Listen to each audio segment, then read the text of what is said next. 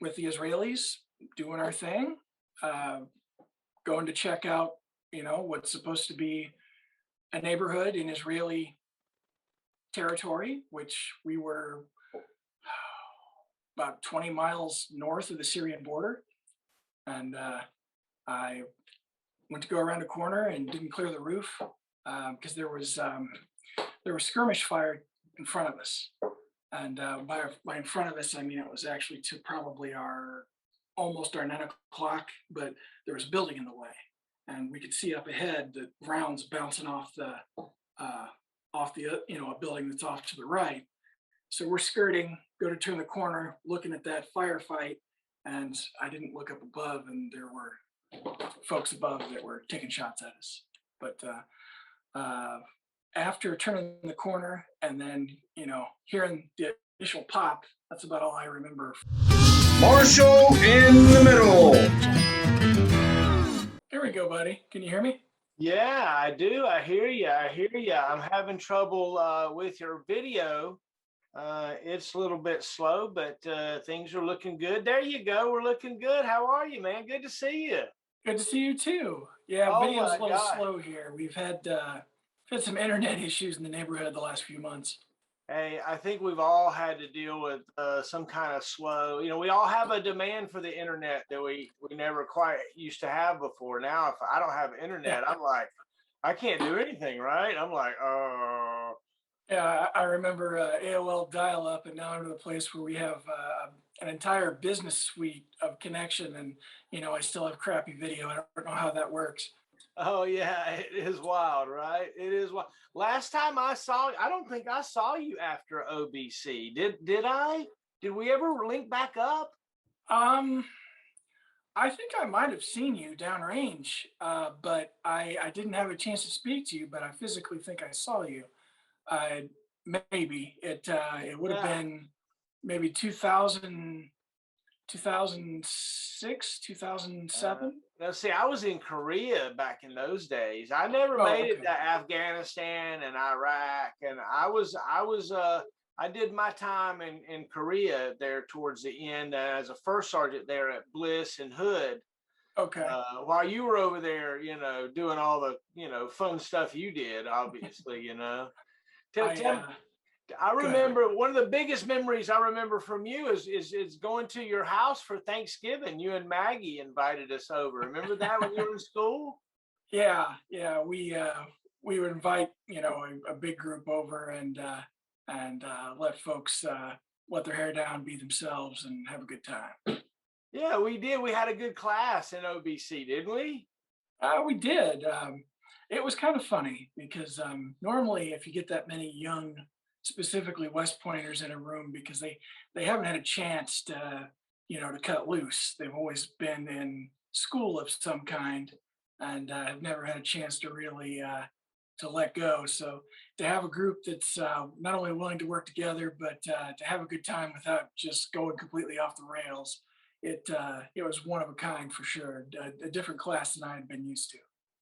So tell me about young Rick. Tell me about where did you grow up and stuff? When were you born? I was born in 1978 in Winamac, Indiana, a farm town in the middle of nowhere. Basically, for those that live in Indiana, if you get close to Indiana Beach, you're fairly close. Monticello to Winamac. Grew up about 3 or 4 miles out of town, cornfields as far as the eye can see. Not a lot of trouble to get into, other than crazy Saturday nights maybe, but for a farm kid, that's not too imaginative, to be honest. uh, just went to school and worked just like every kid, and then from my town, and then once I graduated, went to Indiana State and studied criminology. I thought I wanted to be a police officer. Um, Went to wonderful Terre Haute, and I decided to join the Army Reserve and joined 324th MP detachment after I went and saw the recruiter.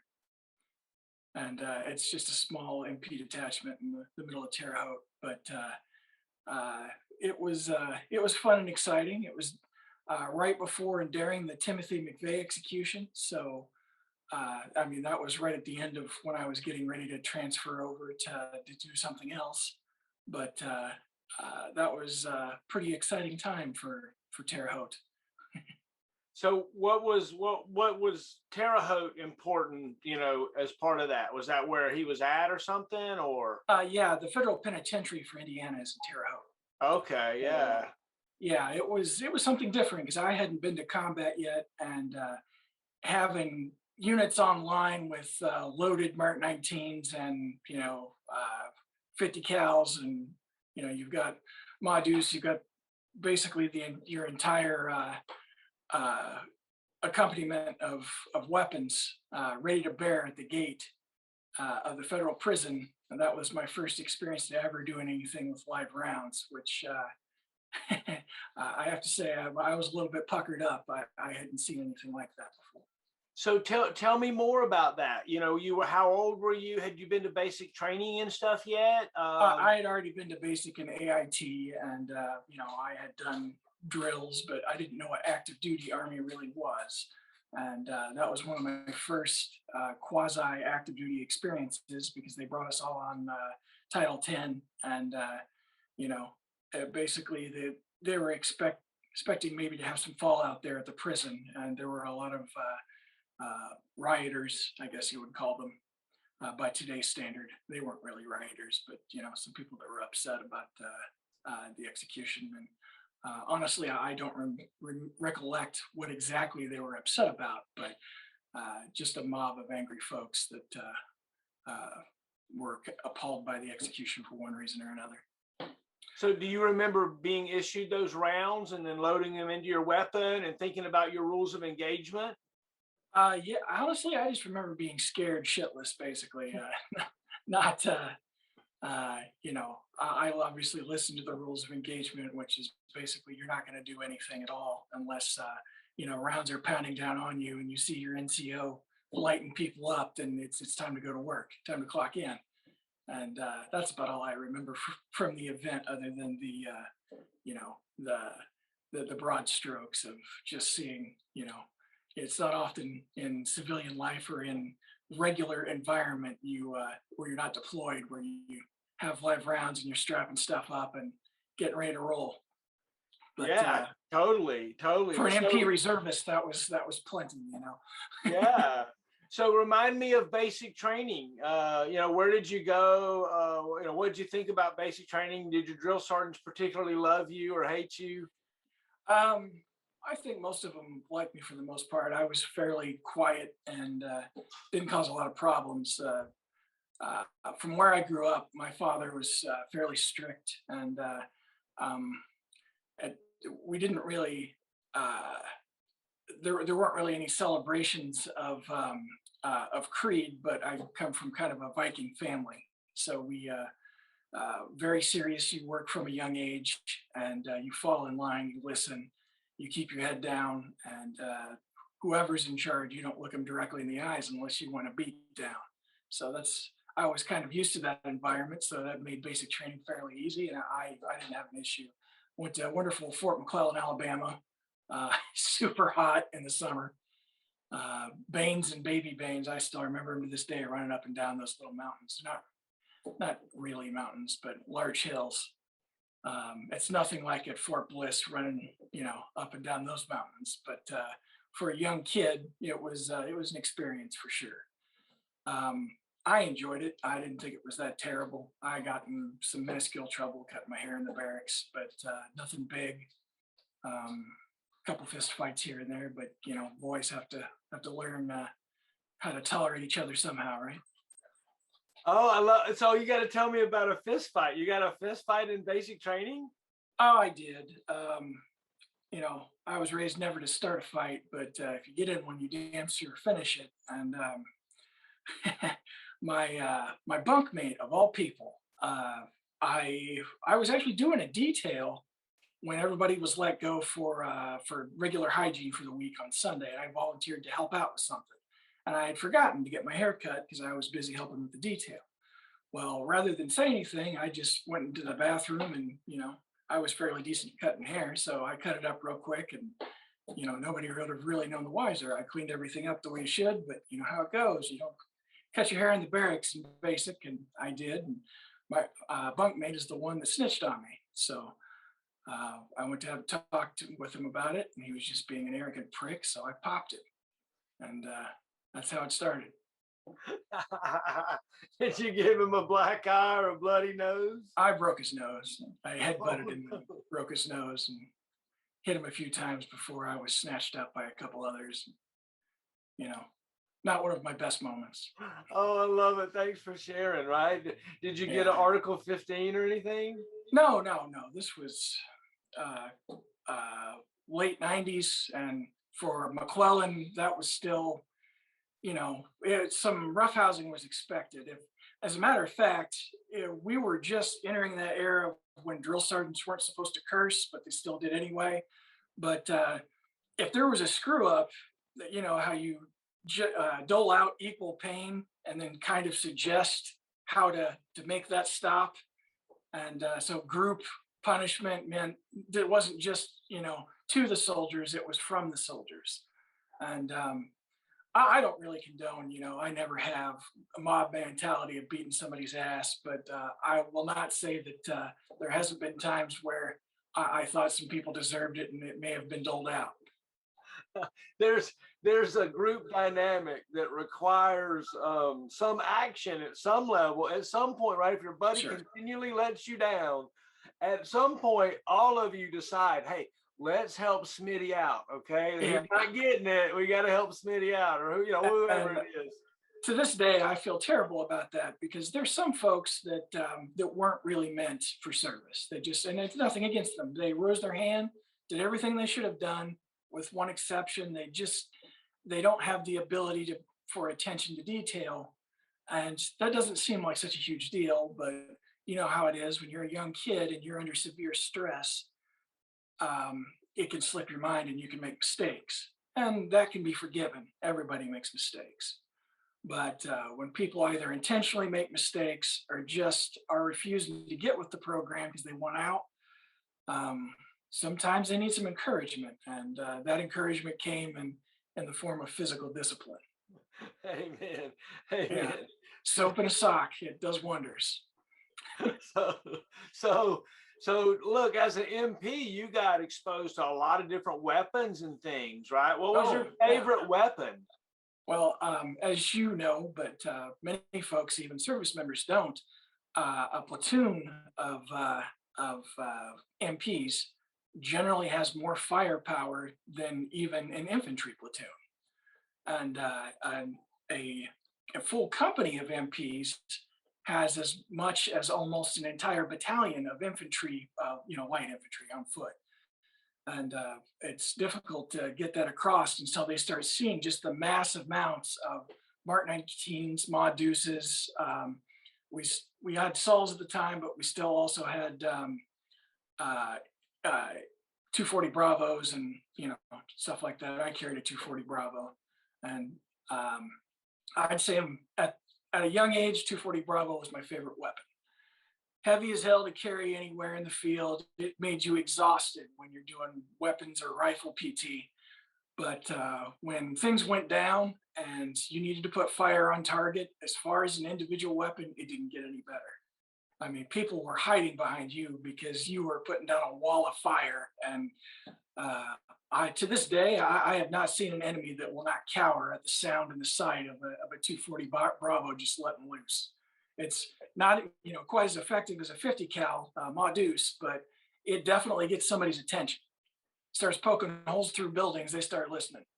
Yeah, the beaten zone is not a good place to be when those weapons start heading your way. Yeah, tell me about tell me about college a little bit. You went off to college in Indiana State and all that. Tell me about college Sure. life. Well, I wanted to be a police officer, and I went to school for criminology. And after about, I want to say it was midway through my first year, I decided I wanted to go to basic training. So basically, I took just a little less than a year off. It took still 2 semesters, and went to basic training, came back, was getting back into my major, and then I met my wife. I met my wife Maggie, and she was pretty rowdy. She was a lot different than any of the other girls I had met before, and I wasn't. This is going to sound really arrogant, but as at that age, I wasn't accustomed to a girl turning me down for a date. It hadn't happened before, and she did. And I was, that made me a little bit more intrigued. I was like, I didn't know what to think because it never happened. So I waited some time and just kind of chilled out. And I asked her out on a date again. She turned me down yet again, second time. By this point, I already know I'm going to marry this woman because she's the only woman that's ever told me no. You know, didn't even give me the time of day. But finally, I asked her out a third time, and just out of reluctancy to have to listen to me talk some more, I guess she decided to. We dated for a few years, and then at the end of our senior year, we got married, and still together today. I know I loved meeting her, and you guys were just a wonderful couple there coming to OBC. So I guess y'all were basically newlyweds then, right? Yeah. Well, basically, we were. We'd been married about maybe 6 months by the time we went to OBC, and yeah, it was it was interesting right out the gate. So tell me about becoming an officer in the United States Army, you know? Oh, you know, even to this day, I wonder if it was the best decision. No, being an officer is all right. It's just I fit a little differently in the crowd than most. Um, Not that I wasn't even truly prior service in the sense that you would think, because I wasn't active duty. I did do a lot of Title X and a lot of reserve active duty stuff, but I wasn't in an active duty unit uh, uh, as an MP. And I had made it to E5, and then uh, as a reservist, and then I made it graciously back to E4 when I hit a lieutenant. He was being unsafe on a range, trying to stuff 40 Mike in a M203 that belonged in a Mark 19, and I was telling him that that wasn't the way, and he wasn't even allowed to attempt that, and he wasn't listening, and he started getting pokey and putting his finger in my chest, and I have not always done well with my temper, and he poked at me a few times, and finally I tried to escort him off the range, and he gave me one more poke and a shove, and I smacked him, and then I made it back to E4.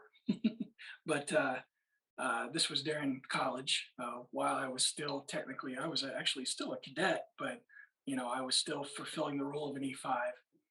But I it didn't really affect me that much because as a cadet, yeah, I got some flack for it, but they knew what was going on. I told them everything, and they knew me. They knew I wasn't some crazy off the handle kid that was just being a jerk. And although, I probably shouldn't have hit a commissioned officer, that probably was a mistake, but he needed it. He really did. But yeah, I uh, finished out ROTC, and then at first, my class year, it was kind of weird because they put out branches one day, and then the next day they re-rolled and gave everybody branches again. This was 2000, I want to say 2001, 2002. I don't remember because the classes kind of ended at a weird time, so I don't remember if it was the 2001 class or 2002 class.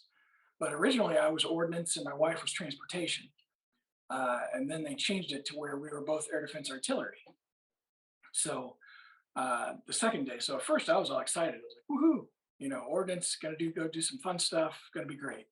Then I get rolled to air defense artillery, and I said, what in the hell is air defense artillery? I've never heard of it. But it ended up being a blessing in disguise. Went to Germany and Erlandsey to 5780A Alpha Battery, and I loved it. It was interesting because I still have some dyslexic problems, not nearly as much as I used to as a kid, but with algebra and, excuse me, and physics, sometimes it's difficult for me to read an equation and understand it for, for learning purposes. And not that you're using an awful lot of, algebra or physics, but there is some. And I wasn't sure how I would be able to deal with that in terms of air defense, but it turned out just being a video game. As long as I knew the rules, you could win, and that was easy enough. Did you have a big ramp up in learning how to be a tactical control officer? Did you do a TCO duties? Did you do a Table 8 and Table 12? I did. I passed my was my Table 4 exam. I think they call that what, the 4 Charlie. The first time I took it, I failed it, and it was simply because there were some questions, that they could be interpreted multiple ways. And I defended my answers, and they're like, you know what, we're just going to let you take it again now that you know the answers that we expect. I took it, did fine. The air battle was never a problem. I always passed it on the first try. I was team 2 for going out the gate as soon as I hit the unit after we certified. And then after about a year and a half, I started to get looked at to go to the FDC. And then I became I made captain and became the FDC OIC. Awesome. Team 1. Yeah, I did. I was team 1. And that was the first time I failed an air battle the first time. I was so full of shit thinking that I was amazing, right? Because I had had a bunch of smoke blowing up my ass, because I was on a really good crew. I always had a really good crew, and it was the people in the crew that made me good. You know what I mean? And the people that taught me that made me good. But I may have, thought I was a little better than what I was. And there's dimensionally a few different things that change when you're looking at 4 or 5 batteries instead of 1. And so yeah, I feel it was very humbling. I had never failed an Army test before, so that was, well, other, the 4 Charlie, I guess, and an actual event that meant something to me. I had never failed before, and that was the first time. Man, it was crushing, to the ego. I was like, oh my God, it's like, how am I going to live this down? But everybody was great. Helped me study, go back through it, and a month later, I was Table 8 certified as FDC Crew 1. And then about 6 months later, I became the FDC OIC for about 3 or 4 months. And then we received a captain that he was MI, he wasn't air defense, but needed a slot. So they made him the FDC OIC, and I was fine with it. I was confused at first, to be honest, but he ended up being really cool. And I'm sorry, I can't remember his name at this point, but he just basically let me run the show, let me do what I wanted to do, and he went to all the meetings. So it honestly ended up being the best assignment as a captain you could ever have. I would never wrote, an op order as a captain. As a young captain, I never wrote an op order. I didn't have to go to a single meeting unless the boss, the battalion commander, requested me. And he said, just make this shit work. Get everybody, give me a Table 8 plan. I did that. I also was, we were the first folks in about 10 or 15 years to get Cruise Table 12 in Patriot. And so I was really happy about that. I was happy to show how hard our folks had worked through the battalion, all the batteries, how hard they had worked. It was something different, because hearing Table 12 and ADA at that time was a pipe dream. People weren't at that level, but we had finally made it, and it was legitimate. There had been a few attempts here and there in different battalions to Table 12 certify, but their FDC and their brigade, they just didn't have the right people with the correct skill sets to make that legitimately happen. But we were kind of like the 90s Bulls. It all came together.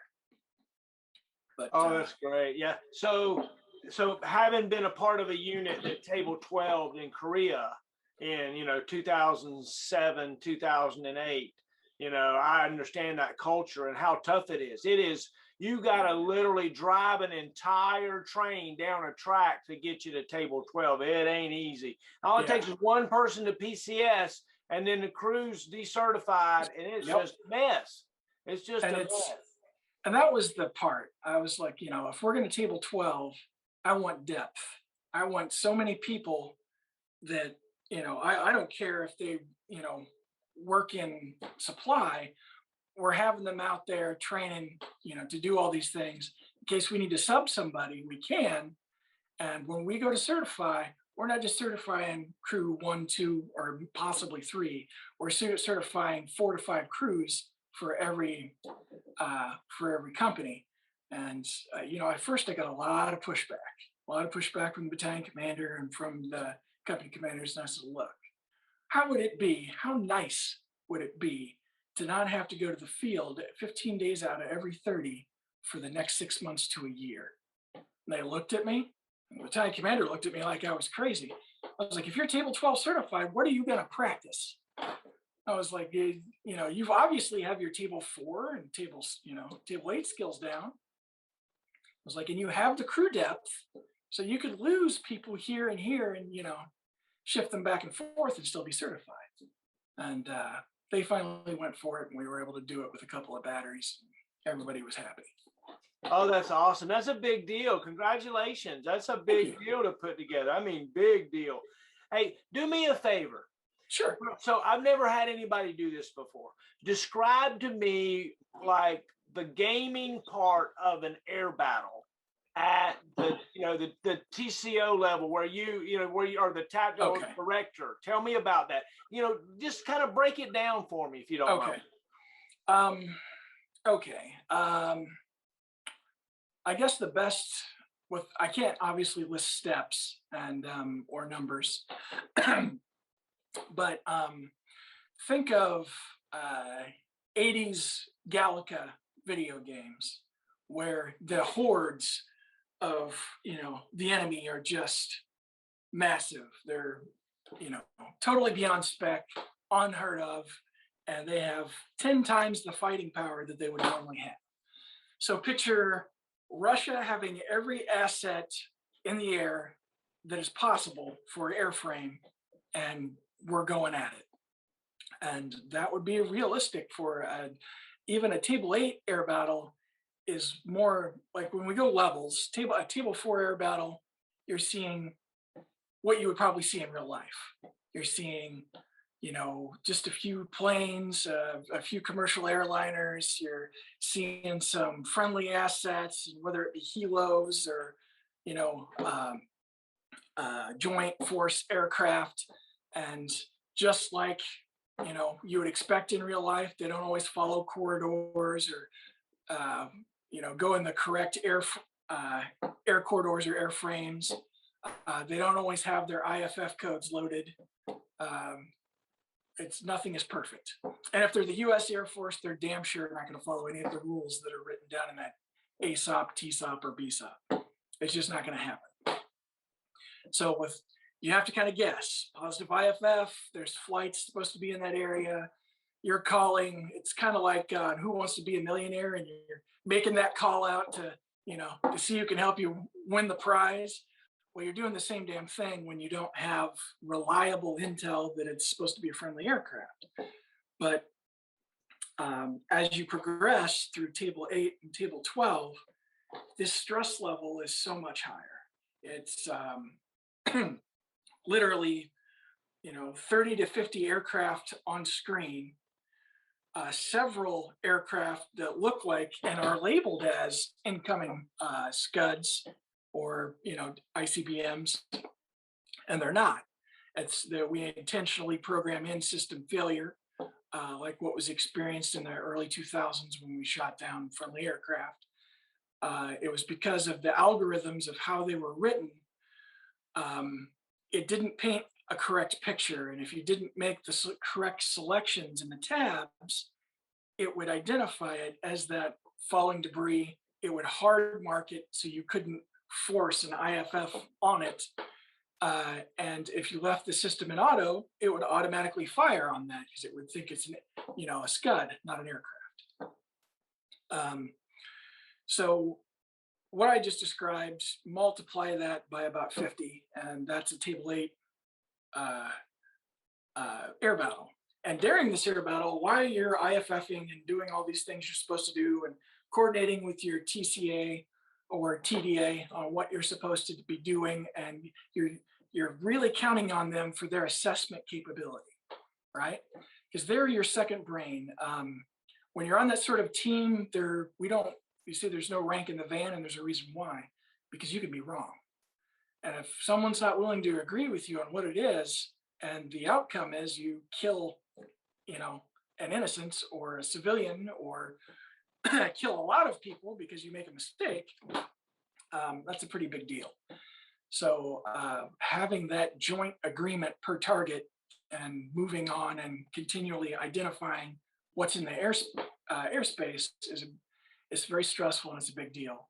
All the while you have a CW3 or CW4 behind you asking you constant questions of anything related to what you're supposed to know for the certification. So you're generally asked 30 to 40 questions during the air battle. You're giving multiple problems that have to do with the engagements, and some that are in no way related to what's going on in the van. And it's to keep you busy, keep you answering, keep you thinking, keep you stressed. I would say mentally, it is Table 8 and Table 12 when trained at high volume. So, to limit the problems that you would have in real life as far as not being able to solve them. I would relate it to,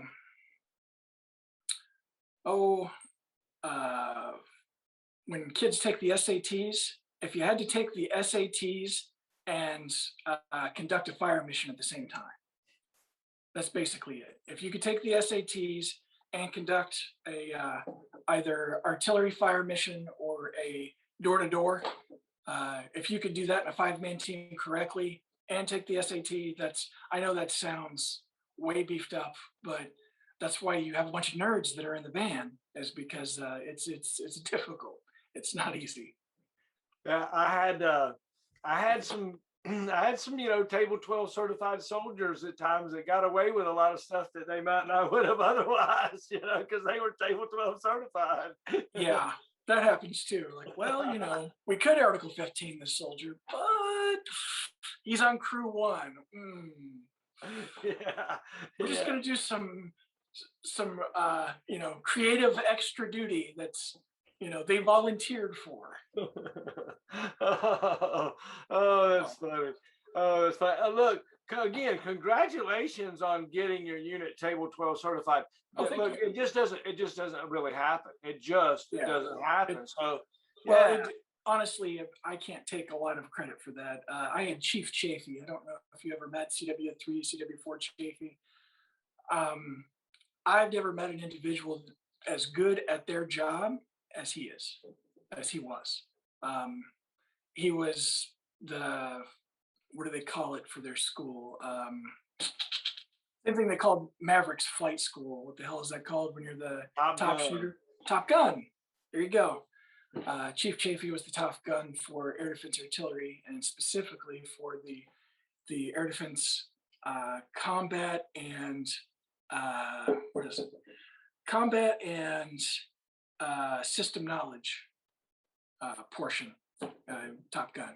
He was the guy. So if you were a warrant in Patriot, and specifically that not only knew system but tactics, there was nobody better than him, and he was the one that taught all of us. So I would have to say that he was largely responsible for that. Hey, a great warrant in a lot of ways can make a great unit. Oh, of course. And later in my career, I would piss off a lot of officers because I would side with warrants 10 times out of 10. If you had a warrant sitting in the room that I knew really well, and an officer that was my best friend, and they're trying to figure out how to get something done, and they put me on the spot with the colonel, I can't think of a single time that I went with backing the officer rather than the warrant. Amen I can't remember a single one. Yeah, and it pissed them off, but it's like, look, what they're telling you is the truth, not only the truth, but they have a viable plan, and they actually know what they're talking about. So, The thing about warrants is you always knew they were going to tell you the truth because they wanted to get home as bad as you did, right? yeah, and it wasn't always the easiest answer, but it was the answer that it's what we needed, what you needed to hear, not what you wanted to hear. Yeah. Hey, talk to me about that. Talk to me about just the maintenance of those things, right? The Patriot radar, the ECS. I mean, Lord have mercy, right? Wasn't that crazy? I dumped all of that. Let's see, what is it? It's the Patriot system just for the big four, which is the radar, uh, the ECS or TCS shelter, the EPP3, and the AMG. Just for those four pieces of equipment, roughly 16 technical manuals. And we're not talking, technical manual, we're talking technical manual. And then, the radar, you have, technical manuals about like that. And oh, it's painful. Oh, And yeah. when you're supposed to be at night, what is it, 97 or 98% readiness, and you're drawing red time on a combat power item. Oh, and every hour that you're down, the next level is getting alerted. On more than one occasion, I'd get woken up in the middle of the night as the FDCOIC and have to be talking to the Pentagon on why a damn radar is down that I'm not even signed for for one of the company commanders. Yeah, yeah. So what tell me about company command or battery command? Did you I didn't do a battery command really? in defense artillery. No, I did company command deployed, which was a little bit odd. But Tell me about that. all right. After I finished my stick as FDCOIC, my wife Maggie and I decided to leave.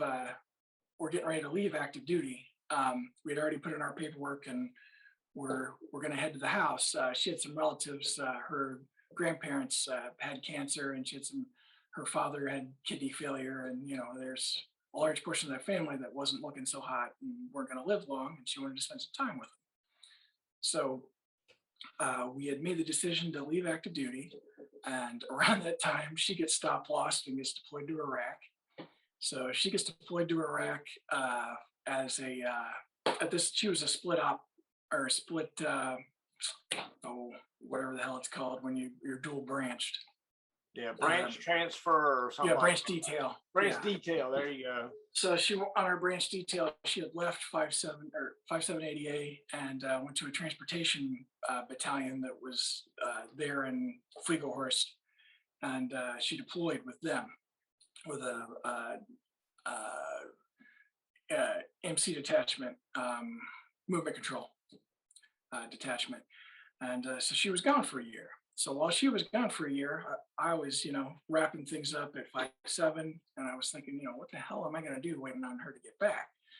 Well, they had, I could sign up for short tours, do a short deployment and come back because I was already being released I had made the cutoff for 5.7. They didn't have an outgoing deployment cycle at the time.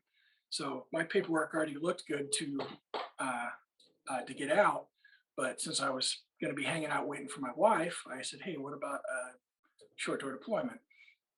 So with it's unit wise, it's hard to nail down now, but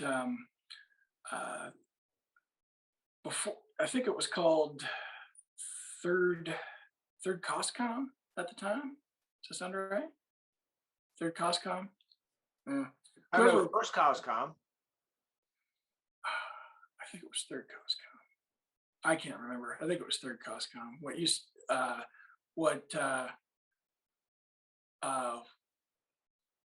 Later got turned into all the different divisions.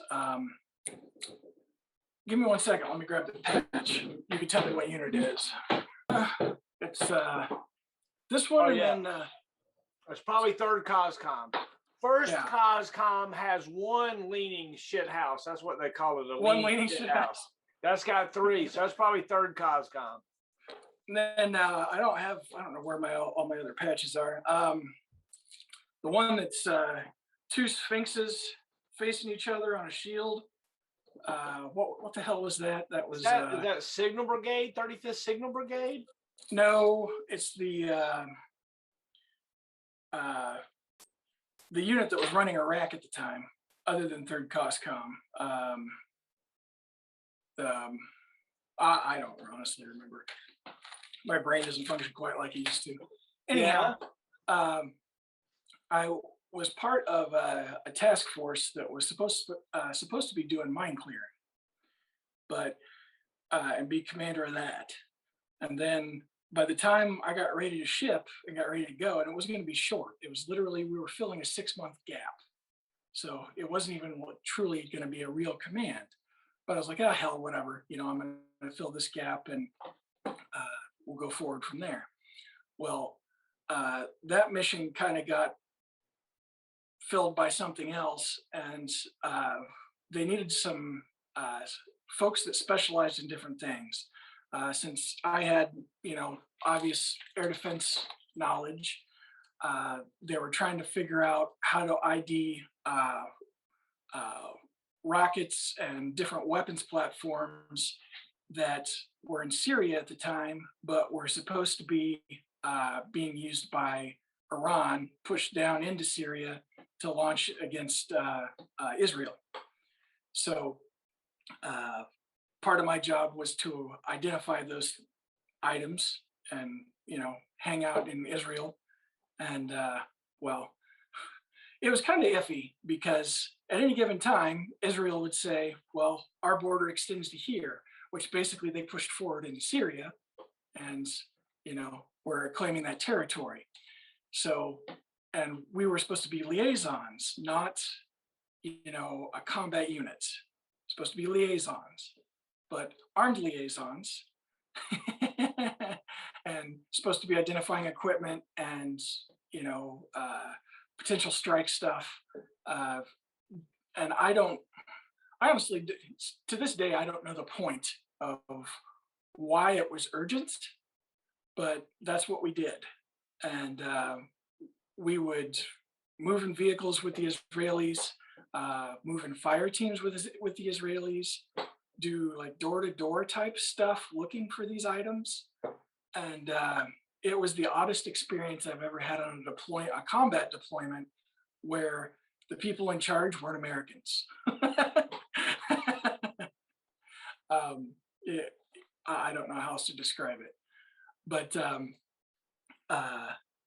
once I finished with that, it was, 6-8 months.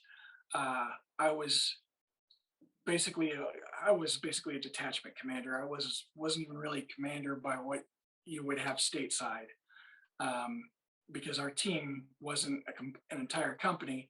And being in the task force, I was kind of further down the pole and in charge of the Americans, and there were 35 of us. So really small detachment. I did later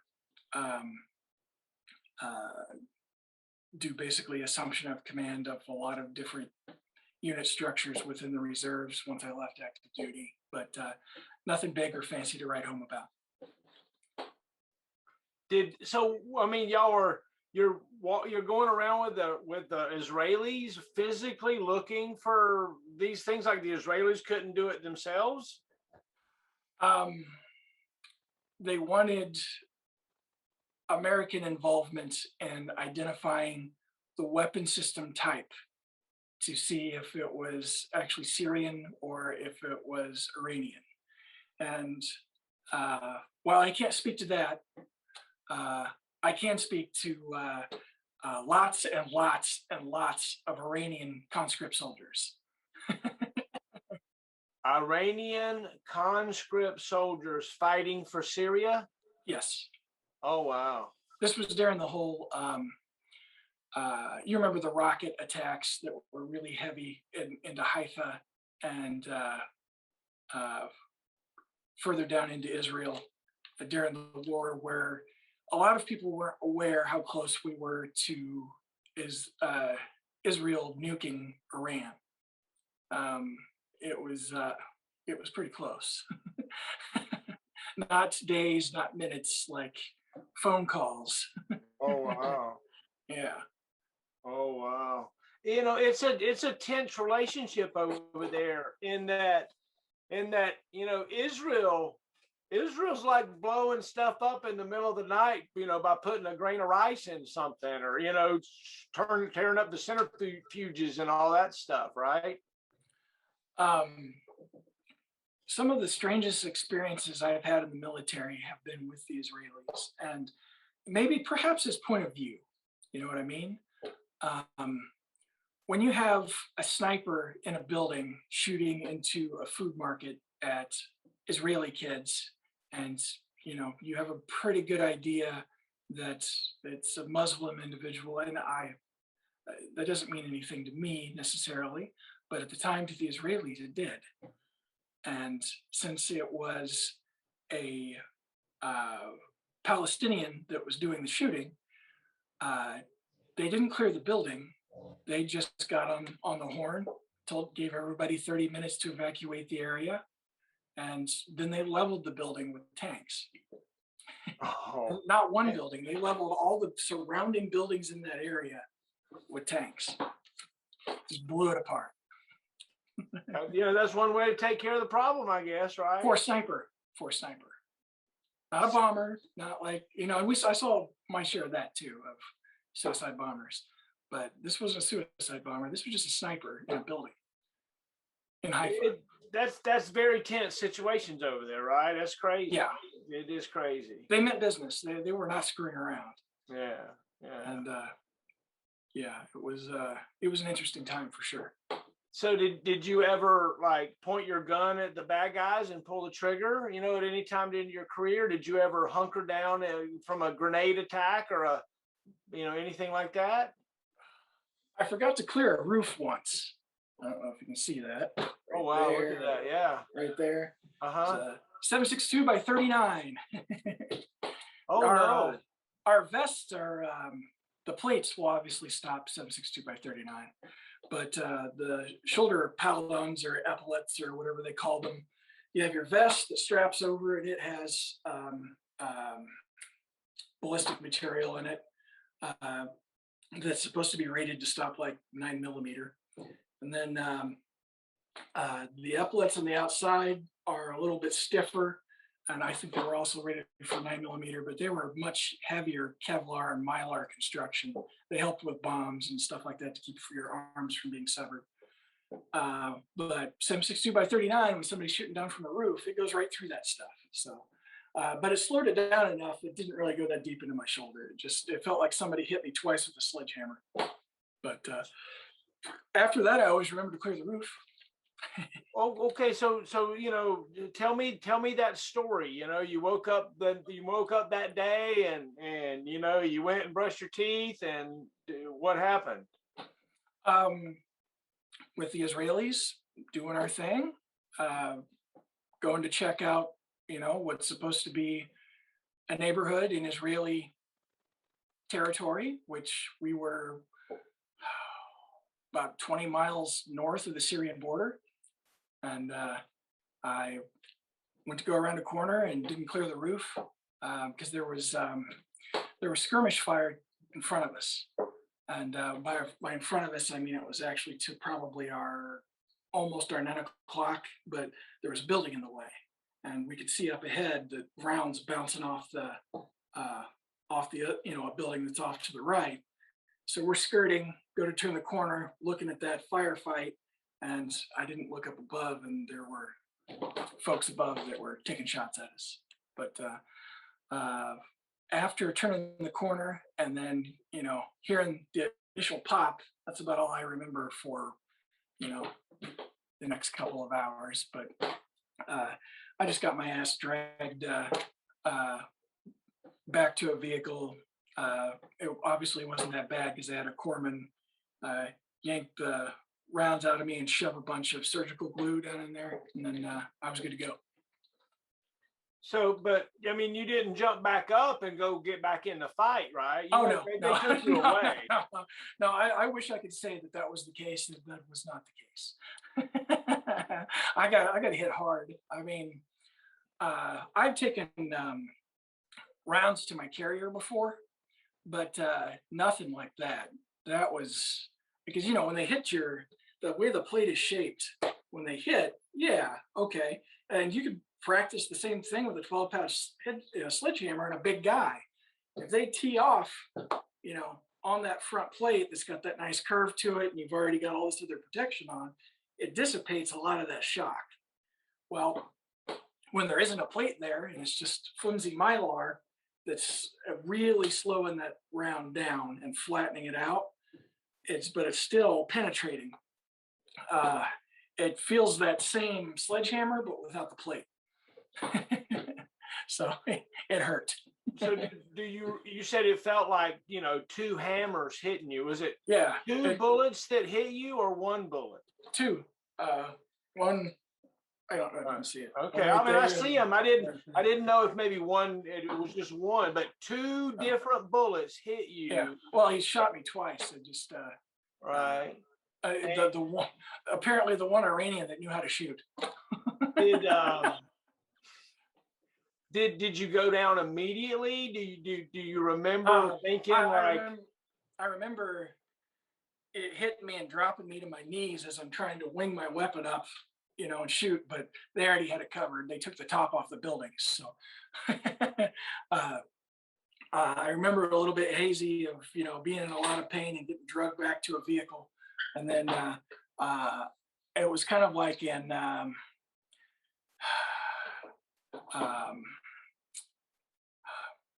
just a great big APV, great big, armored personnel carrier, APC rather. And Corman just grabs a hold of me, grabs a flashlight. He's like, "Oh, you're lucky," and he's like, "No, this is gonna hurt." Whoop.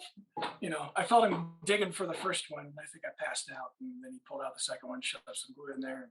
I woke up just in time for him to tell me to walk it off and stop being a pussy. Oh, really? So did you like get up and walk away after that? No, he was joking. I just kind of chilled for a minute and, well, I hope he was anyway.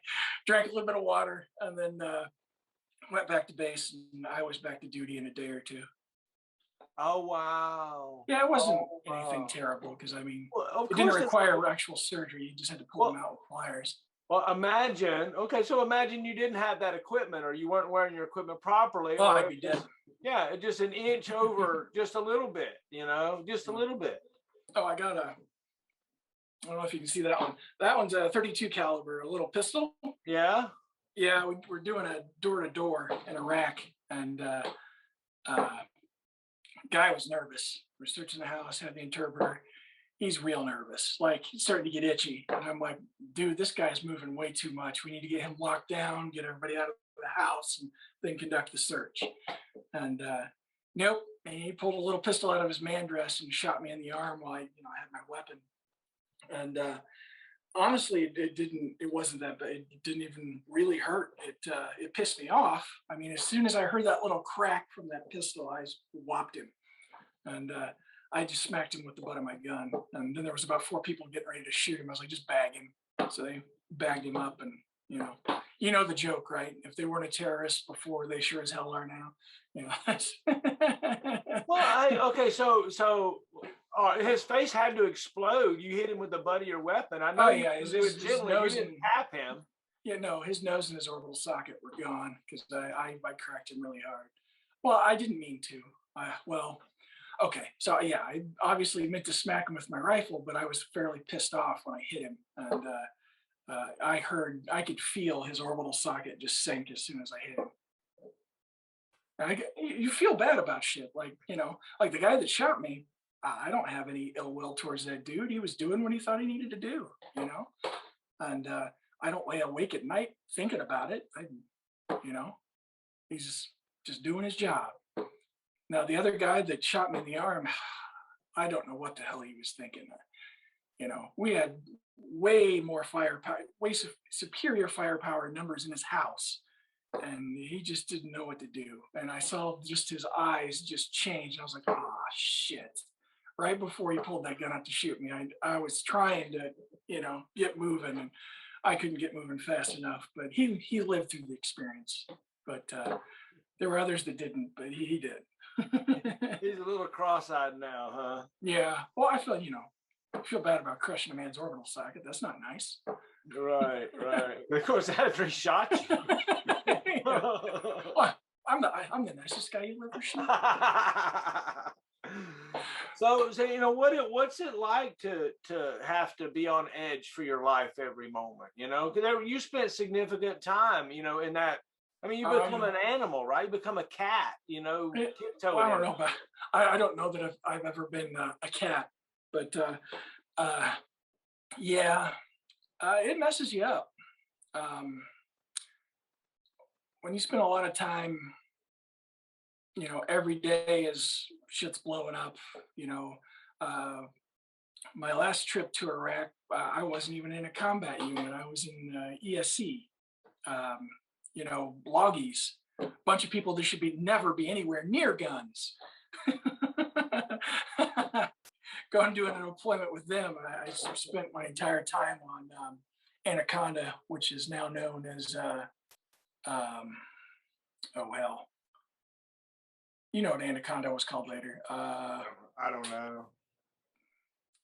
Shit, Balad. Balad. Well, I lived like literally. My chew is right here, covered with sandbags and shit, and then 25 feet away is the Sea Whiz. The great big 20 mic, my nyak. So I lived right next to the Sea Whiz. So every time that thing popped off, whop! And when, after a certain amount of time, even, always being a little edgy and head on a swivel and shit, there comes a point where you get exhausted or you just can't be on edge all the time. So we'd get incoming coming into Balad. I would just sleep. And a lot of people would.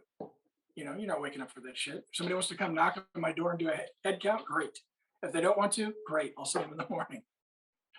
But a lot of people get that attitude when you spend just, you only have so much adrenaline that you can pump out on a daily basis before you're done and you need to sleep.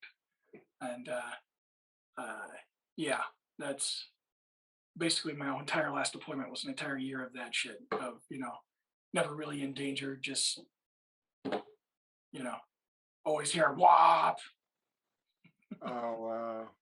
Oh wow. So you saw some combat operations in Iraq as well as some stuff in Israel and Syria, right?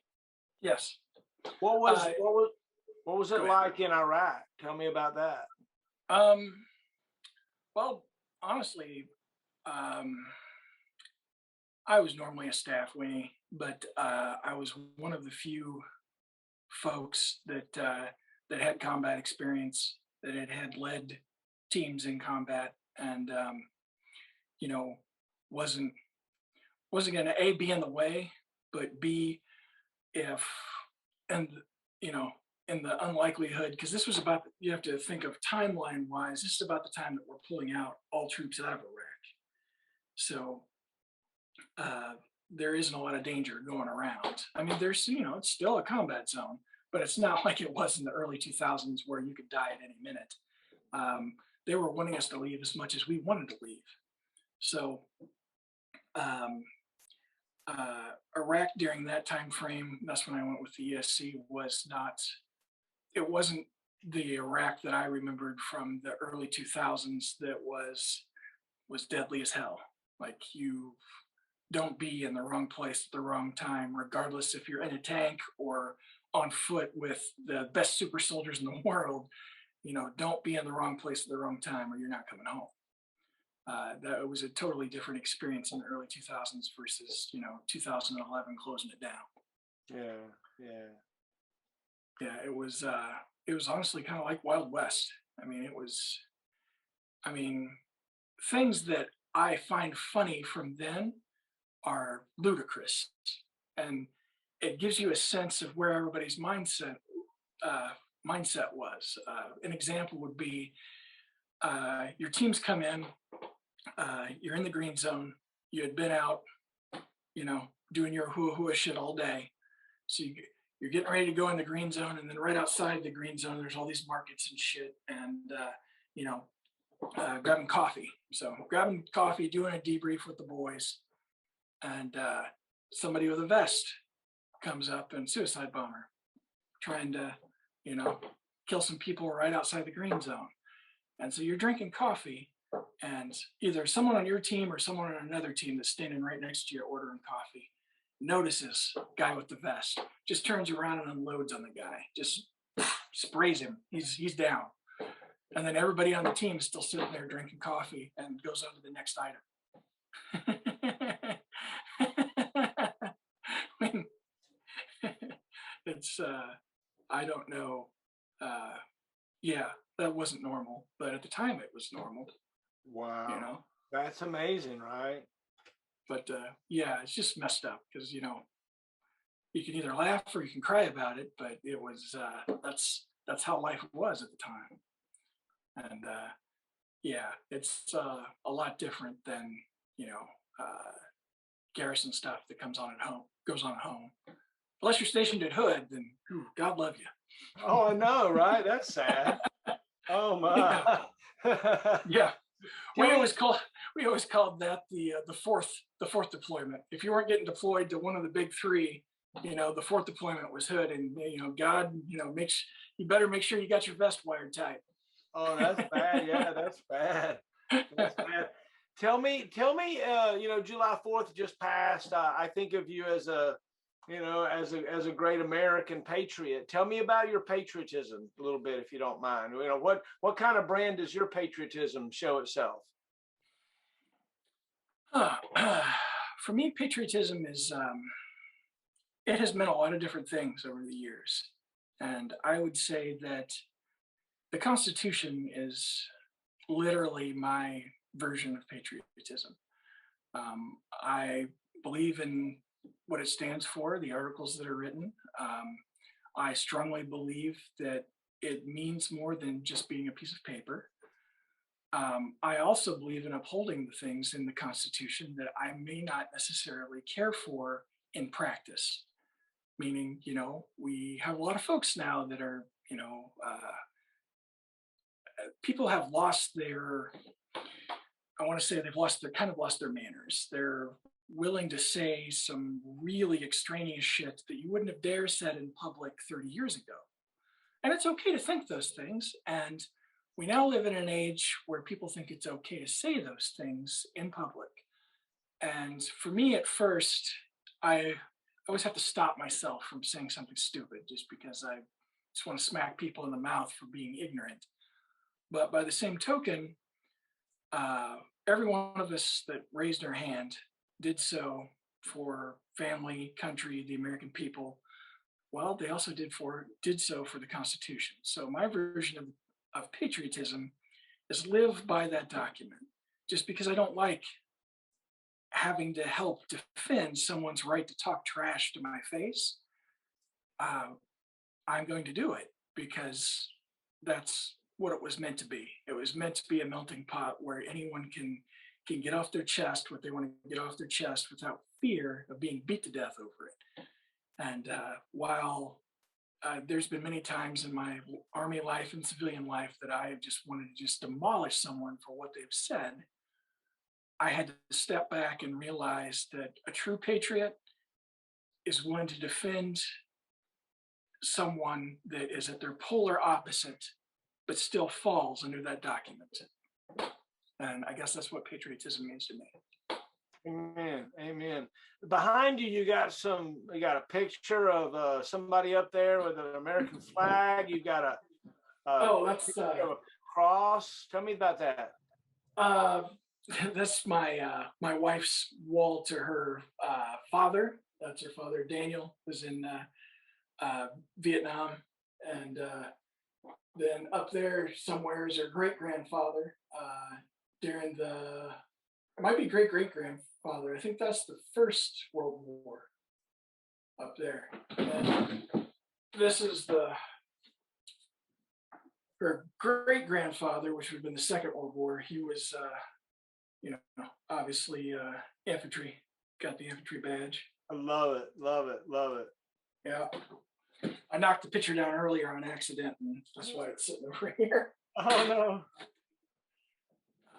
I used to have a big "I love me" wall, but the farther I got removed from having been in service, um, it I know what I did, and for my children, I don't want that to be how they remember me.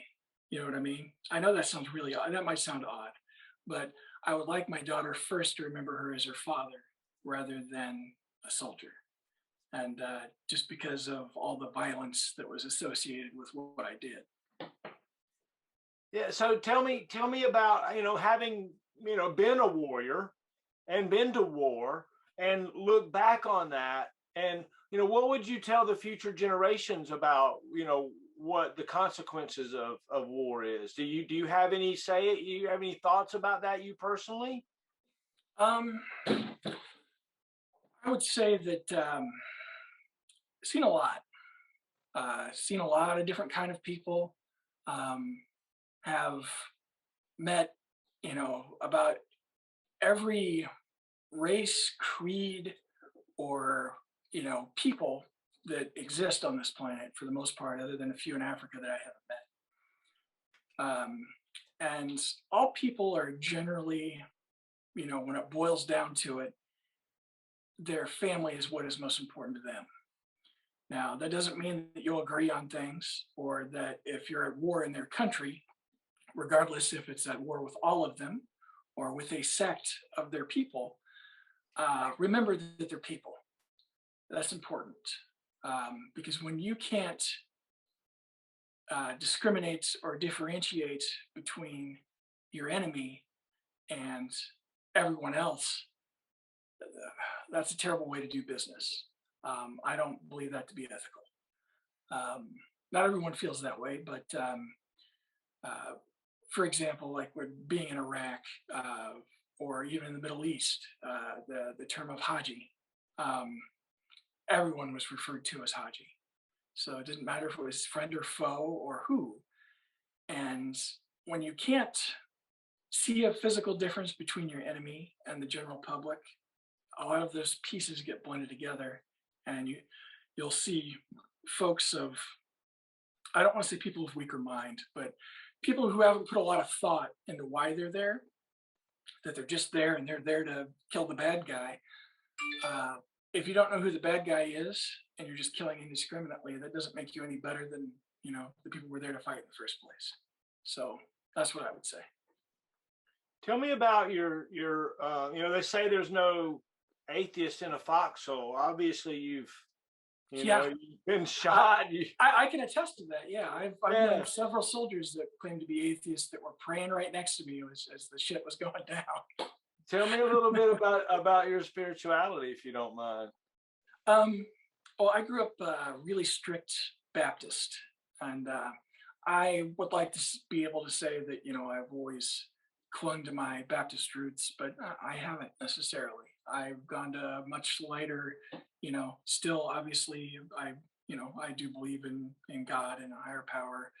I do believe in the teachings in the Bible, but as parables, not not necessarily everything as direct fact.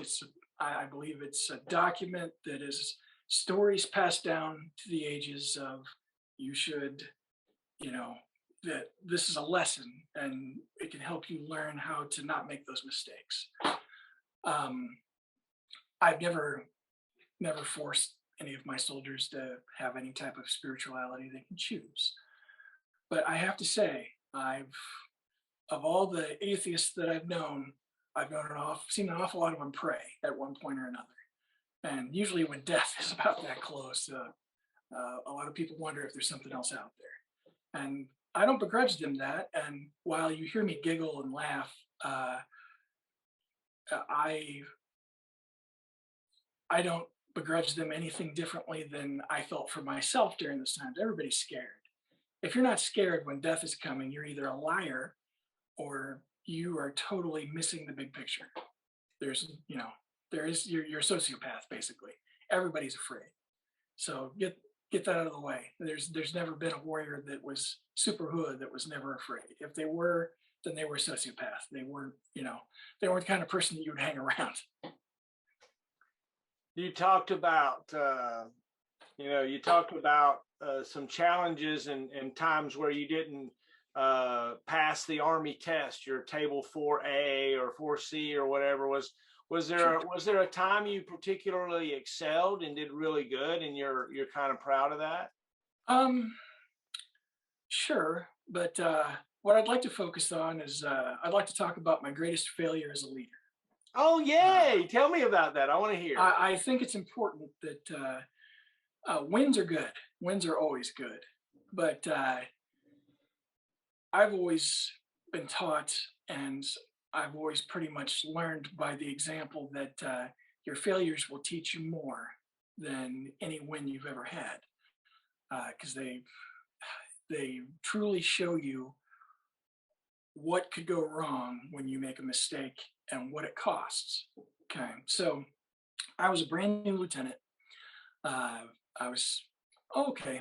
Maybe I wasn't a brand new. I was a brand new first lieutenant. Okay, I was the FDC, or not FDC, the FC, the Fire Control Platoon Leader. That was after about maybe eight months at the battery, and I thought I was hot shit, and I had a really good crew. And one of my uniforms slash Romeos, his name was Randy, and Randy was a good kid.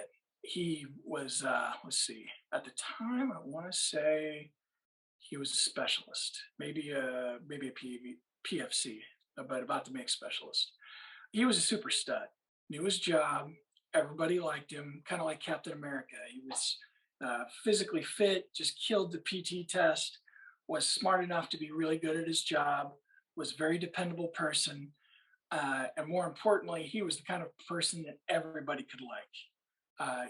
He had a sense of humor that his mouth definitely got him in trouble, but he was such a good kid and so good at his job and in every other aspect of his being, he got away with an awful lot of shit.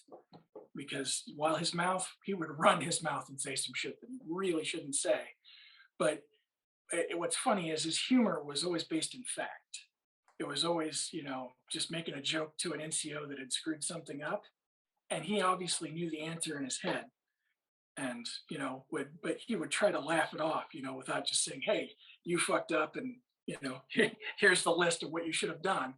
It was just humor, but it was humor that would hit you right in the feels if you weren't ready to realize that you screwed up and you were the leader, and this young E4 knows exactly how to do your job.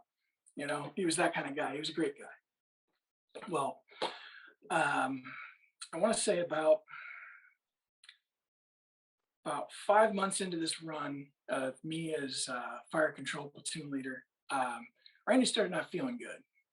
Started to have pains in his chest and in his shoulder, and his PT score was dipping a little bit, not a lot, but a little bit. But he had complained of pain, and this was a kid that never complained about anything. So, like, you know what? Let's get you to the TMC. Let's get you looked at. So I take him into the TMC, or the platoon sergeant does. Sergeant Fussell takes him in, gets him looked at. There's nothing wrong with the kid. Just he probably has a cold or pulled a muscle or something.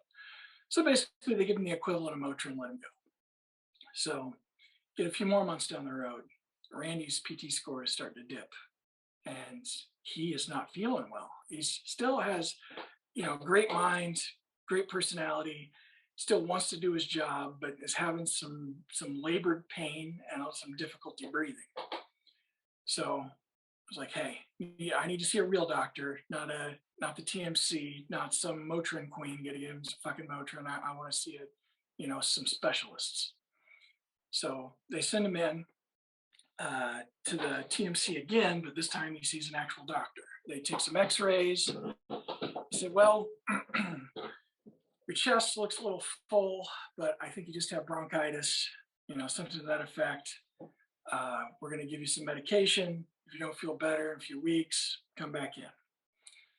So a few weeks come and go. Some of his uh, not ailments, but some of the things that were bothering him had cleared up. Like his chest had cleared up. It still hurt, but he could breathe. It wasn't as tight. Um, Still having some problems. So I'm like, all right, let's send him to a launch stool. I want an MRI. I want to see what's wrong with this kid because he's still suffering and there's something legitimately wrong with him. So they send him to launch stool, but they won't give him an MRI because it's $5,000. So they take a bunch more X-rays. Okay, and they have an oncologist look at him. They have a couple other doctors that specialize in whether it's cancer specifically or the lungs. An ophthalmologist or not an ophthalmologist. I forget what the lung doctor is actually called, but they have everybody look at him and say, "Oh, there's something not quite right here, but we can't put our finger on it. Let's run some blood tests and we'll get back to you." Well, another 4 or 5. So at this point, we're almost a year down the road of this kid being sick, and they still haven't giving him an MRI yet. After I've asked 3 times, give this kid an MRI. I want to see what's wrong with him. Well, he's now to the point where he does not look well. He has dropped about 20 pounds of muscle mass, maybe a little less, maybe 15 pounds of muscle mass. And I can tell he's going downhill in a hurry and something's really wrong with him. So I'm trying to, find someone, like talk to the battalion commander, talk to some other folks. I need him to see some real medical people that will give him an MRI and figure this out. But, they're so far booked back at launch stool, they're never going to see him. Well, timing happened where there was a reserve oncologist that was at our medical clinic in Erlindsey that was a reservist and was spending his 2 weeks, doing stuff there at the clinic. So I sent Randy in to get, or I don't know if I sent him in or Sergeant Fussell sent him in. Anyhow, he ended up at the clinic with this guy there. And the oncologist looks at his films, the films from a year and a half ago, looks at his films and said, "Get this kid here now." So we got Randy in to see him. And after a little bit of talk, and I was still in the field, my commander came over and said, "Hey, you need to get into town and, talk to Randy and talk to Sergeant Fussell before he takes off." I'm like, "Takes off?" It's like, "Yeah, they're sending him stateside." As soon as I heard that, I knew there was something, something bad. So I go in to the TMC. The oncologist is talking to Sergeant Fussell. Right as I walk up, Sergeant Fussell's walking away, shaking his head. And I look at him and I said, "How long?" He didn't even tell me what was wrong with him yet. I said, "How long?" He says, "Well, I don't know." And I looked at him and I was like, "You're the one that caught it. Tell me what it is." And he showed me. He said, "See this? It's like, this is a mass. He had a tumor that was above his lung that was the size of a baseball. And that was a year ago. It had gotten big enough that it broke his collarbone. And it had, what do they call it? Not metastasized. It had spread through his lungs, through his nervous system, to most of his organs. And I don't remember what type of cancer they called it, but it's the kind that you don't get better from. And so I asked him, I'm like, "Look," I was like, he's got what, maybe a year? He's like, he seems like a strong kid. It's like with several rounds of chemotherapy and radiation, multiple rounds of radiation. It's like he's got maybe a year and a half, 2 years left. So I said goodbye to Randy, and he had a girlfriend at the time that they ended up getting married so she could go with him, to the States. And he ended up dying about a year and a half later. But I would say that my biggest failure, and what I learned from that is that when you hear that voice in the back of your head that says that something's wrong, and everybody else is telling you, "Oh no, it's especially an expert is telling you, no, that's not it." Don't just get a second opinion. Insist that you can do everything that you can do for that soldier. If you do that, you could be wrong. But if you're not, I don't know how to describe how bad I felt having to describe to Randy's mom, that her son died because it was too expensive to get him an MRI. And I would say that that was my greatest failure. I hear you. I hear you. That that's it's not as much a treaty on you though. It's our healthcare system and the way things were back then, and the availability of medicine and medical supplies when you're deployed like that over in Germany on a remote tour and stuff. That's kind of rough. Thanks for sharing. Thanks for sharing. Yeah. Well, it's just it made me wonder if I would have just smacked the doctor upside the head that said that he couldn't have an MRI and said put him in the damn machine and we'll wait. If that would have made a difference. And it's those sorts of things as a leader that you'll never be able to control everything, but always err on the side of your soldier. Always do what you can to help them, even if you think they're full of shit. It's better to be wrong and do the best you can for them than to do nothing and find out that you could have made an impact in their life and made it better. Amen. Amen. Well, I appreciate you being on here with me. You got a story you haven't told yet, or something that maybe you'd like to relate that maybe you hadn't told. Well, you had asked me to talk about my what was it? My will and testament. Oh yeah, tell me about that. It's nothing that serious. All it was is that upon the event of my death, after that there's been a viewing or whatever the family wants to have, I intend to be cremated. So we're not going to waste space in the ground. Upon my cremation and after whatever service there may be, there will be a select group that are invited out to a farm where there's going to be a celebration of life. And we're going to have some fireworks, which involve 200 pounds of tannerite and my urn and 5 gallons of gasoline, nice, big, puffy cloud. And there will be, of course, beverages and barbecue during the intermission. And then once the beverages and barbecue are well underway, anyone who wants to participate that is physically present will be given a taser and a wooden gladius. And the last person standing gets to keep all my guns. Oh wow! How about that? There'll be a big fight for your. I mean, you've got quite the arms room over there. Oh, I got a few, but not a lot. But it'd be enough to take an ass whooping over. Oh, I bet. So the zombies are marching down your street. You get to pick one weapon. Which one are you going to grab? That's a good question. Well,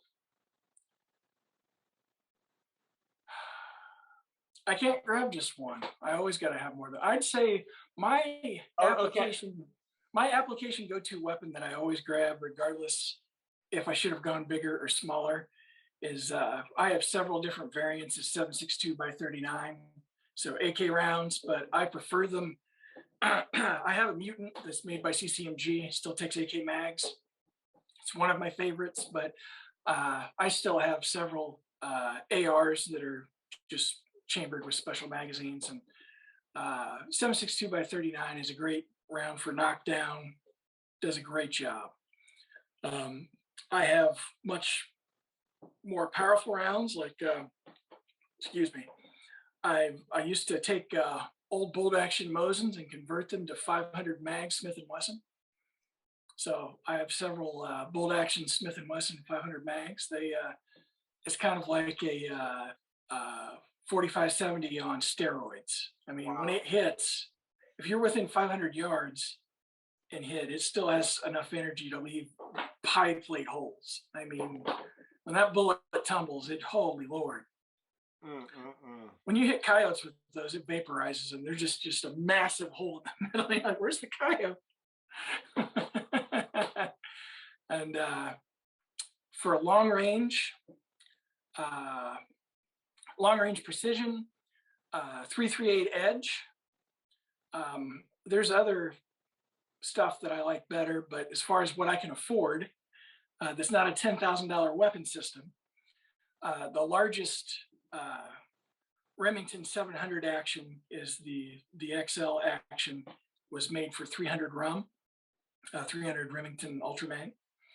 But I have it chambered in 338, and it has a very special throating for plus P. So you open up the casing to 338, and it holds from 95 to 106 grains of H1000 and a Magnum primer. So at 2650, I'm hitting 18-inch targets. Wow. Boom! That's a long way. Oh, it's a long piece. You shoot, you set the rifle down, you have time to take a sip of coffee and look through the binos and watch it hit. Then you count to almost 8 seconds before you hear the bing.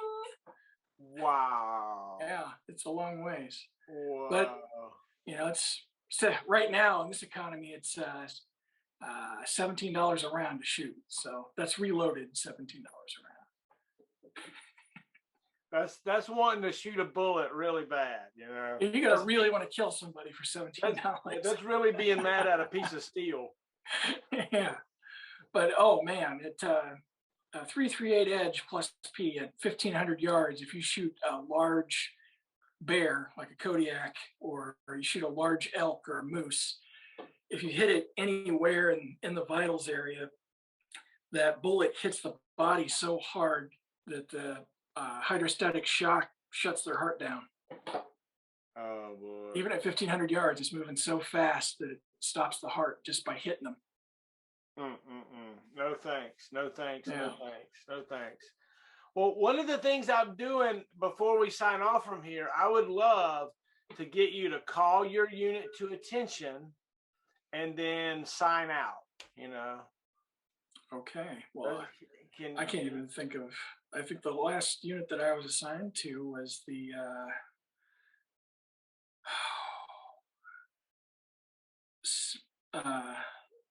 second brigade, first cav, or second BCT, first cav. But I imagine I'll probably just call a company to attention. Yeah, exactly. Yeah, exactly. All right. Company, attention. Carry on. I love it. Thank you, sir. Thank you. That's really cool. Yeah, that's really cool. I love to get that, that vocal inflection and the salute. That's really nice. It's cool to kind of reminisce those old days, right? Yeah, it is kind of fun sometimes. I intentionally, I had a great big list of things that I could have talked about, but I didn't want to.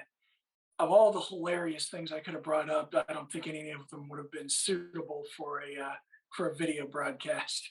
Oh, that's great. That's great. Most of them were cav related, so. Oh yeah, right. There's a few times where late at night and different crazy times you end up on spur rides and different kinds of things, right? Mm-hmm. When you end up getting phone calls for soldiers, that involve a soldier wearing a horse mask in the Walmart parking lot and prostitutes, that's not once but multiple times, different soldiers. What are you gonna do? Oh man.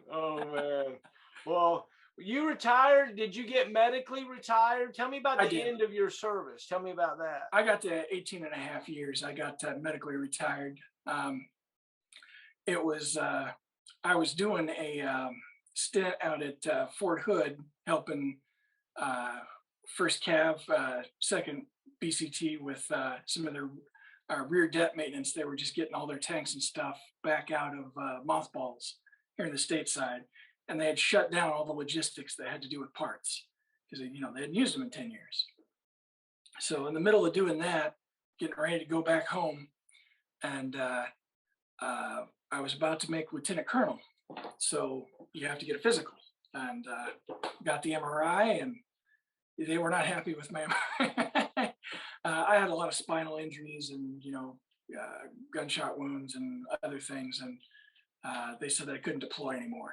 So once you get labeled with the can't deploy anymore, they ask you, are you gonna? I was already at past 18 years, and a lot of people will sanctuary, and I'm of the opinion, if you're not deployable, don't be a waste of space.